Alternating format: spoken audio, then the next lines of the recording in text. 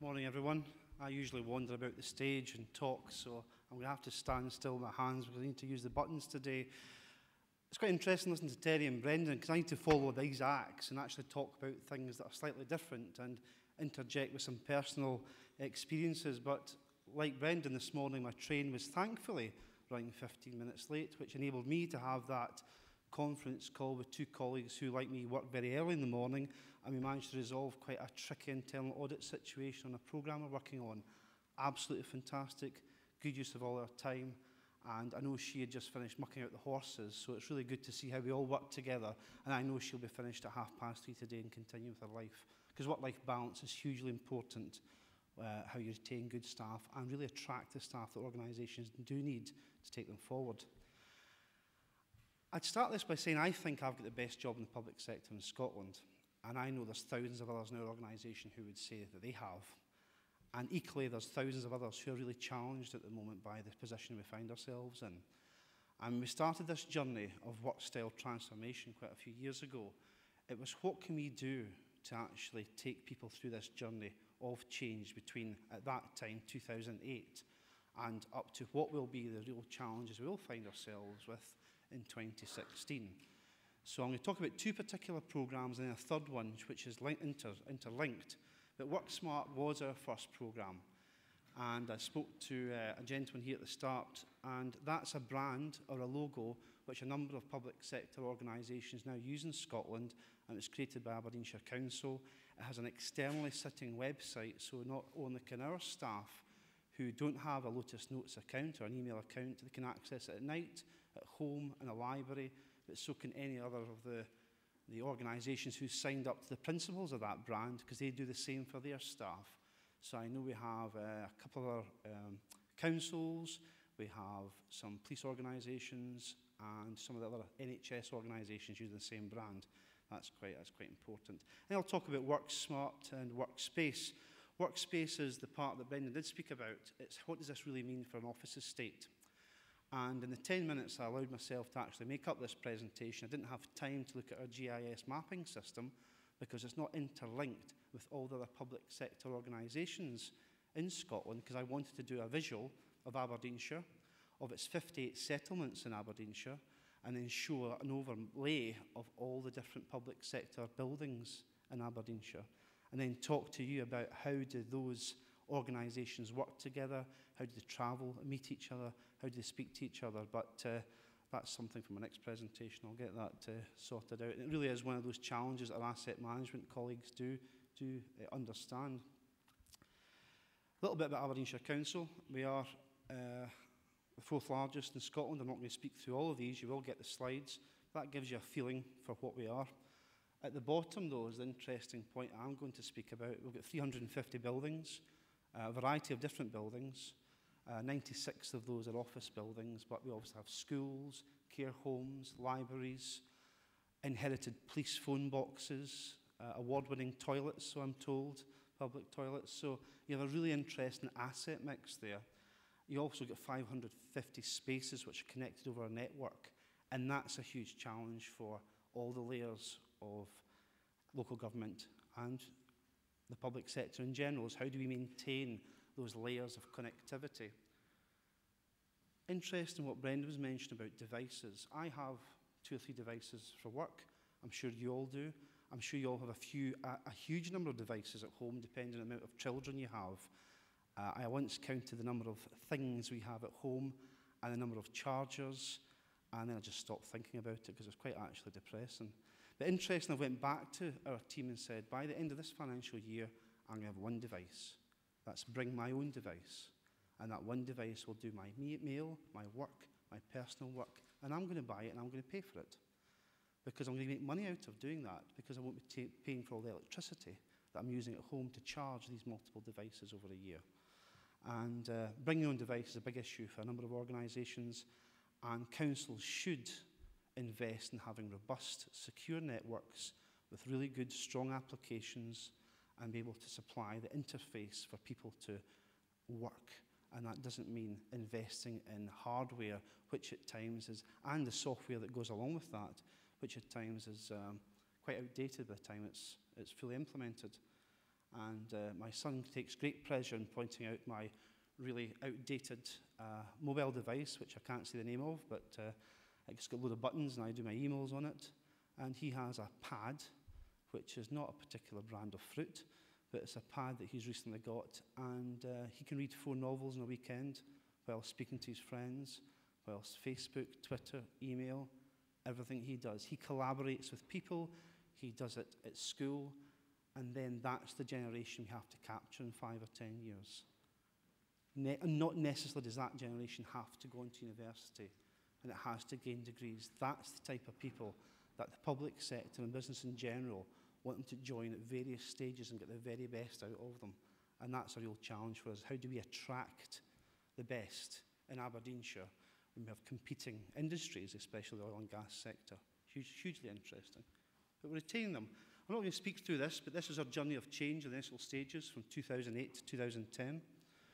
I'll leave them with you. You can read through them. Our contact details will be in the back, and you can ask any of us any questions about it. But it took a mindset shift. Our previous chief executive and director of personnel saw a presentation, I think from Brendan actually, a couple of years ago, and then spoke to various people at BT and said, hang on here, we're a massive organisation with challenging budgets coming ahead, with a hugely underfunded estate with massive issues with repairs and maintenance, let alone how we can invest in buildings for the future. And offices are not vote winners, schools, care homes, these are vote winners. So it's a massive challenge. That's the priorities of what was established when I was brought on board as a project manager. I was plucked out of my architectural career because I focused on workplace design and workflow in the oil and gas industry, and then I came into the public sector, quite a shift. But the interesting thing, I understood the failures and the challenges that we'd found out, the fact that technology just wasn't right, and connectivity wasn't right, and the type of clients I was working for, presenteeism was key.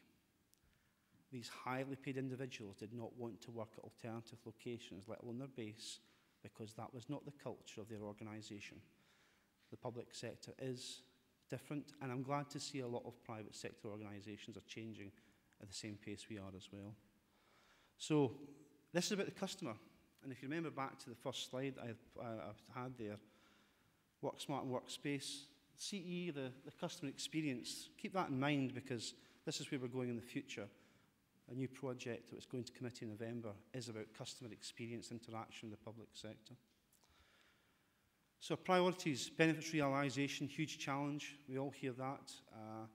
We are finding it quite easy to measure the measurables, quite difficult to use perceptions. But we've built models that we take to committee, and our members are now satisfied that they will accept the perceptions if we don't have actual physical measures in place around certain connectivity issues, around certain output issues. So if a manager says, and 89% of managers say, I'm satisfied that my staff are far more productive or as productive as being in part of this particular programme. That's a starting point. Some of those managers do have systems in place to measure productivity. So we have to build a picture that goes across all the services to prove the worth or otherwise of continuing these type of programmes. I'll come on to the fact that out of the number of people that have joined this programme, not one person would say they would go back. There's 8 or 9 that have not been allowed to go forward because of outstanding work performance ability issues, but that's about managing people and managing them well, is what Brendan mentioned before. So employer profile was key.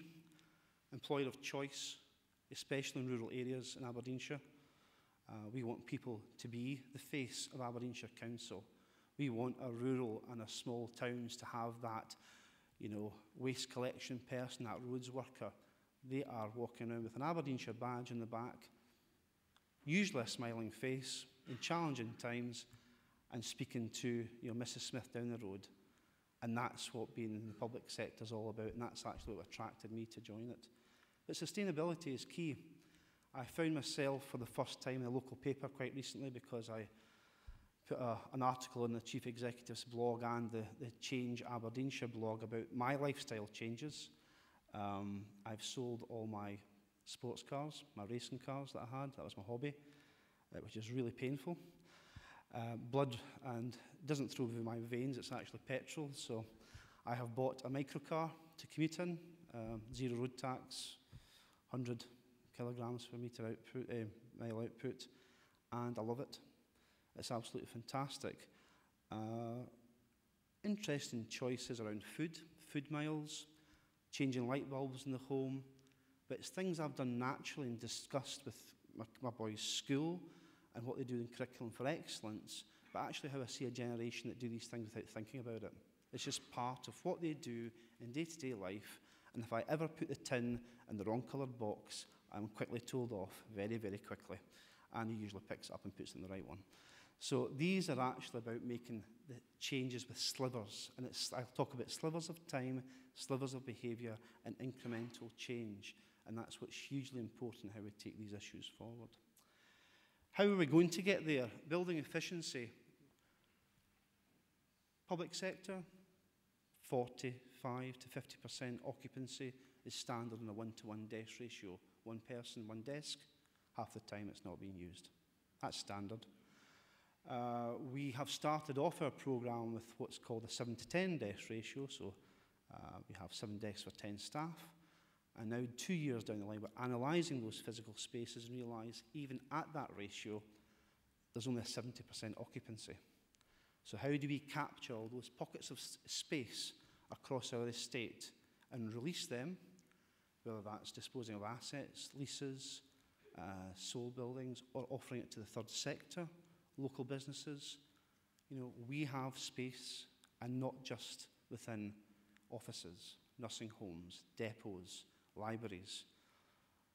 And libraries are going to become one of the places that becomes the face of Aberdeenshire Council more so with the programme I'm going to speak about. And I'm conscious that I'll speak too much at times, so please give me a nudge, Terry. Thank you. So where can it happen? Just exactly the type of, I did cover all those, yeah. Oops. Yeah. Interestingly, you know, fleet costs, running costs, unnecessary business mileage. It's unnecessary business mileage, which is key. As an organisation, I think we have approximately, we've got 14,500 staff, but the calculations are roughly 33 million commuting miles a year, roughly. Our measured business mileage is 10.25 million business miles last year, and that's just one local government organisation in one area in Scotland. You multiply that by all the organisations we have in the public sector and in the private sector, and you understand what we do in order to deliver our services is travel a great deal. And that's before we start measuring the time. So I really enjoyed my 2.5 hours this morning on the 5:51 train from Aberdeen, because I got time to type offline and no one bothered me apart from the usual coffee spilling and nudging of people joining the seats and what have you. But I enjoy going in trains because it's good, solid time that I can switch off and focus and be hugely productive, and that's what's important. Fleet costs was quite an interesting one because the direction our organisation went in, we've not been focused on fleet costs because other parts of the organisation have been doing that anyway in conjunction with neighbouring organisations. The commuting mileage was an interesting one because we built a little tool, quite a simple tool that linked into the DVLA's website. So I punch in my registration number. At that time, it told me my commuting vehicle was the highest output CO2 vehicle that anyone in Aberdeenshire Council owned. My 1991 Isuzu Trooper had an output of over 300 kilograms per metre squared. And my team took great pleasure in embarrassing me at every single presentation with management team and staff. And that's why I changed to what is now a very small microcar. We were able to calculate a reduction in commuting mileage quite accurately, but that's something that the staff's doing. It's not costing the organisation. It's their time and how we analyse that and how they can work at different locations, including the home, because the home is a location and we can't focus on the home. Because of the network of buildings we have, it's that access to a variety of spaces, no matter which organisation you work for. But the challenging one is the bottom about team dynamics. People have joined our organisation, we advertise for flexible staff, and they start with that mindset. It's changing mindsets is hugely important, what Brendan spoke about, and a real challenge. So where do we work differently? There's a list of things that we do. I'm meeting Aberdeen City Council this Friday to talk about how we can share assets, share our networks, allow people to work over cloud-based systems in any building. And I hope to do that on my single device by the end of the year and drive forward these incremental changes in the organisation. In the field is very important for the type of staff. We've now got our, an example, people in landscape services walk up to a tree with a GPS unit, do all their surveys of the tree, record the position in GPS, and can go off and do their work. If you look at the previous time it took to that process in a paper-based activity, they are now far more productive than they were 5 years ago. So they're now able to look at their working week. They've got work schedulings, workflows, the tools, and we've now got, well, a complete asset register of every tree that we have to keep an asset register for in Aberdeenshire area. So hugely interesting, efficient, and public notices things and they ask questions, and the neighbours ask questions, and that's what's interesting as well. They challenge, they say, why are you not working today? Why are you not working at home? But you're able to build a picture and build answers. These are the range of patterns that we have, quite similar. We're developing the ones down the right-hand side, because as Brendan showed, they are developing all the time. We've had these tools in place,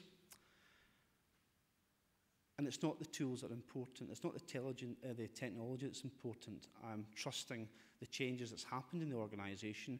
We have a review of ICT as a whole service, driving these issues forward, and it's not about having that fancy new tool, it's actually how I work that's important, how my team works of 18 staff, and how I support now quite a few thousand staff within the organisation. And I'll reiterate what Brendan said, I can't remember the last time I used my laptop for video conferencing, although I can, but I use it nearly every day for teleconferencing, and multiple times, no matter where I am. People can dial my 4-digit extension. I could be at the other side of the world. They don't know, but they'll get a clear digital, well, as long as I get connectivity, they'll get clear digital voice through my laptop, with a headset or not, and I can converse with the team that I need to do.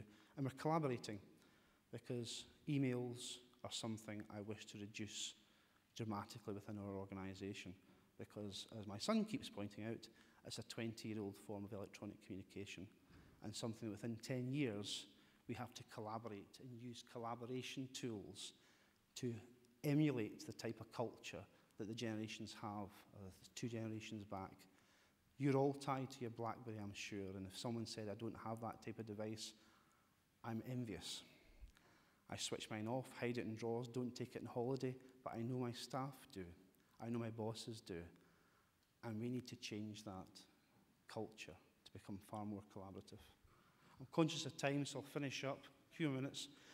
We built an external website, as I mentioned. This is just a screen dump that I took down, and all our staff can access that. It talks about Worksmart and Workspace. Worksmart's a flexible working brand, and Workspace is how we take that flexibility and capture the pockets of space around the organisation and we release those assets. But it's about customer experience, and I'll come on to that. This is the numbers of staff who have voluntarily applied in the last couple of years. And that's the emphasis I want to make. This isn't mandatory. This is voluntary in the first couple of years. We've tested it. So 1,450 people applied for some form of flexible working, and up to 350 for that alternative type of working pattern. We've vacated 8 buildings this year. I think it was September last year we got an asset management programme approved, and those savings are just the least cost savings in those 8 small buildings. We've got a programme to take that down substantially, and I'll come on to that. 28% of the staff, this was just a check on the last voluntary uptake tool, recorded 400,000 commuting mile reduction. And around the same amount of staff, I just checked, saved £110,000 in business mileage, about a 16% reduction. And that reduction of 400,000 miles constitutes about a 30% reduction in commuting miles. And that's the time and the money it's given back to the organisation and themselves, more importantly. So, the way ahead, we close 45 offices over the next 4 years. We invest in the remaining office estate, which is hugely important. And what we call the Geary area, or Inverurie, Peterhead, are two of the main areas which we'll be refurbishing or building a new office. And we're doing that by disposing of a number of smaller, inefficient spaces, whether that's to the third sector, through community asset transfer, which is a buzz term you'll probably have heard, and investing back into our programme to save £1 million roughly per annum on the assets alone. We align our flexible working to workspace, so part of the culture is now shifting. It's not voluntary uptake, it's a managed process of implementation through those different settlements over the next 3 years, that it's the culture within our organisation to work flexibly. The tools, the culture, the performance management is there, and that is the big challenge of driving that forward. And I keep using the word challenge all the time, I get picked up on it, but they are challenges and they're enjoyable ones. And I asked those 1,800 people, would you take a step back in time 2 years and do things the way you did? And I'd be very surprised if any more than 2-3% said yes, because we do ask them. So, transformation and improvement, we government differently. These programmes have all came together, and improving the customer experience is our next way forward. We want to really change how Aberdeenshire Council interacts with its customers, face-to-face, telephony, and on the web. And that's the big drive forward. Reduced assets, better contact service points, people who are really knowledgeable on multiple different streams of the organisation, who can answer multiple questions from a resident, either electronically, on the phone, or face-to-face. And that's a massive culture shift, because I want to take all that pockets of time that all these administrative staff do, and professional staff do, by answering telephone calls. We roughly get 3.3 million telephone calls a year across 500 buildings, or 500 spaces. Capture that time, do it differently and do it well. You'll release the frontline service staff to be able to challenge again, but to be able to work differently with the financial situation we find ourselves in over the next few years. I didn't pinch this line from Brendan. I don't think he pinched it from me either, but it's interesting we say exactly the same thing. It's true, exactly true. And I'm really glad to see that I go back to what I said. I've got one of the most enjoyable jobs in Aberdeenshire Council, but I know all the roads department will say they've got the most enjoyable jobs in the winter when they're clearing all the snow, because it hasn't been snowing the last couple of years, particularly heavily. There's no questions at the moment, we'll come on to that, but I'm just going to leave this line that I use, and I think this is what's really important in the public sector, because there is a wind of change, and it's just how we capture the most important issues, travel differently, work differently, and I've now bought a bike at the weekend because I'm going to commute to work. I'm not a natural cyclist, clearly. I was once in my youth, and I'm now going to cycle to work. Challenging, yes, and my team are making very much good posters out of it, basically, and having a good laugh at me. So if I'm going to do it, anyone else can, because I see my son commuting to school on the bike as opposed to the bus, but he does the bus sometimes, he forgets his bike, and I can't keep track of him unless I can on his phone. I keep claiming I've got GPS trackers in every electronic device and piece of clothing he owns, so no matter where he is, I know exactly where he is. Thank you for listening to me. Really enjoyable journey. I'm hoping a lot of you can relate to what we are speaking about and saying, yes, we do that, and we're actually doing exactly the same thing. But it's how we do that in the public sector together across the different strands, the health reform, the challenges of the benefits reform as well. Really, really interesting time, and thanks for listening.